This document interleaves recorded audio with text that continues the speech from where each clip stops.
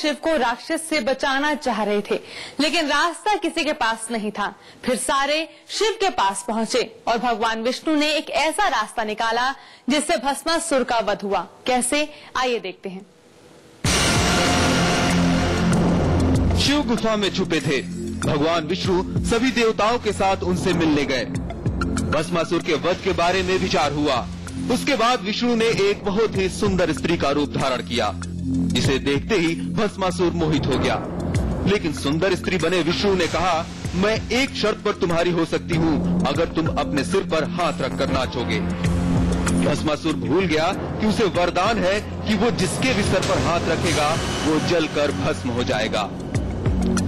जैसे ही उसने अपने सिर पर हाथ रखकर नाचने की कोशिश की, वो जलकर भस्म हो गया। इस तरह भस्मासुर का अंत हुआ और पौराणिक कथा के हिसाब से यही वो जगह है जहां भस्मासुर का अंत हुआ था। उसके अंत के बाद शिव गुफा से बाहर आए और तब से आज तक इस जगह पर शिव भक्तों की भारी भीड़ उमड़ती है, क्योंकि इस जगह पर, इस गुफा में भगवान शिव तो छुपे ही थे, उसके साथ उनका साथ देने के लिए 33 करोड़ देवगण भी यहीं अवतरित हुए थे।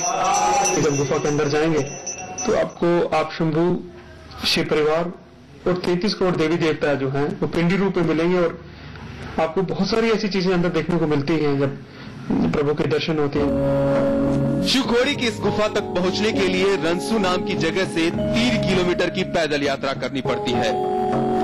पहले तो ये रास्ता बेहद मुश्किल था, लेकिन अब पक्का ट्रैक बना दिया गया है।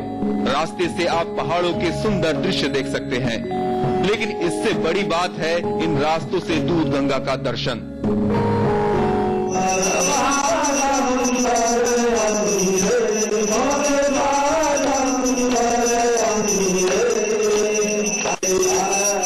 इस गुफा की सबसे बड़ी अहमियत ये है कि मान्यता के हिसाब से इसी जगह पर देवताओं को शिव ने आखिरी दर्शन दिया था।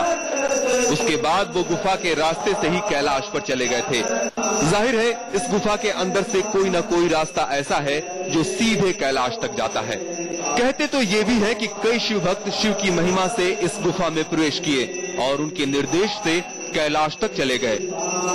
गुफा का मुंह देखने से बहुत पतला दिखता है, लेकिन कितना भी मोटा आदमी हो, अगर वो श्रद्धा से शिव का दर्शन करना चाहता है तो वो इस गुफा के मुंह से अंदर चला जाता है। अंदर जाके गुफा जो है कि बहुत पतली सी है, लगता था क्या पता आदमी निकले ना निकले, लेकिन ऐसी कृपा हुई उनकी, बड़े आराम से निकले वहाँ से। गुफा के अंदर जाकर आप आध्यात्म की एक ऐसी मिसाल देख सकते हैं जो अगर समझ में आ जाए तो सृष्टि की रचना का आधार समझ में आ जाता है। इस गुफा के अंदर 33 करोड़ देवी देवताओं के पिंड है। गुफा के अंदर कामधेनु गाय के थन साफ दिखते हैं। कहते हैं कि 33 करोड़ देवी देवताओं ने कामधेनु के दूध से ही शिव की यहाँ आराधना की थी। इसके अलावा गुफा में ऐसे ऐसे रहस्य हैं जिन्हें देखकर आप भी अपनी आंखों पर विश्वास नहीं कर पाएंगे। वटाधो निवासम महाट्टाट्टहासम महापापनाशम सदा सुप्रकाशम गिरीशं गणेशं सुरेशं महेशं शिवं शंकरं शंभुमेशानमीडे। इस गुफा में और क्या क्या रहस्य हैं, ये जानने के लिए कीजिए बस थोड़ा सा इंतजार।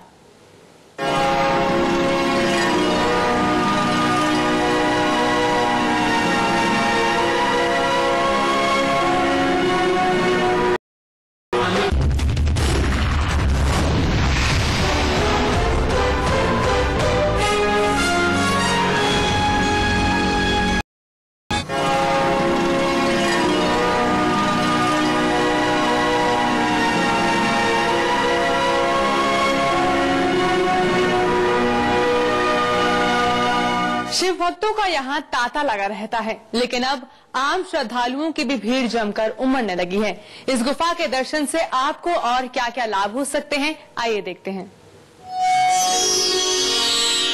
प्रभुं प्राणनाथं विभुं विश्वनाथं जगन्नाथनाथं सदानन्दभाजम्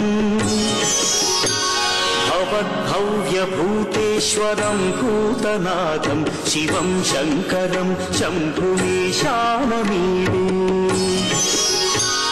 गुफा के अंदर गणेश भगवान की एक अद्भुत मूर्ति है। इतना ही नहीं, यहाँ आपको राम परिवार के भी हर सदस्य के दर्शन हो जाएंगे। इस गुफा में एक रहस्य ये भी है कि एक रास्ता यहाँ से होकर अमरनाथ को भी जाता है। हालांकि फिलहाल उस रास्ते को बंद कर दिया गया है, क्योंकि एक बार 2 साधु उस रास्ते से होकर अमरनाथ के लिए निकले थे। एक तो अमरनाथ पहुंच गए, लेकिन दूसरे का कुछ पता ही नहीं चला। उसके बाद अमरनाथ वाले रास्ते को बंद कर दिया गया। इस गुफा का प्रवेश द्वार एक बड़ी पहाड़ी के बीचों बीच है। रोज 2 बार यहाँ शिव की पूजा होती है। काफी लोग इधर आते हैं, कठिनाई का सामना करना पड़ता है उन्होंने, लेकिन जब वो अंदर आते हैं तो नेचुरली जो शिवलिंग वो देखते हैं तो उनके दिल में वो एक खुशी की लहर दौड़ आती है। तो ये रास्ता आगे अमरनाथ के लिए जाता है। साधारण लोगों के लिए इस गुफा की अहमियत ये है कि इसके दर्शन मात्र से 33 करोड़ देवता के दर्शन का फल मिलता है। कोई भी रूहानी ताकत आपको परेशान नहीं कर सकती है। और सबसे बड़ी बात ये है कि यहाँ पहुंचकर आप आध्यात्म की एक ऐसी दुनिया का एहसास करते हैं जो आपके अंदर तो है, लेकिन आप उससे परिचित नहीं हैं। ऐसी शिव की गुफा का दर्शन कौन नहीं करना चाहेगा।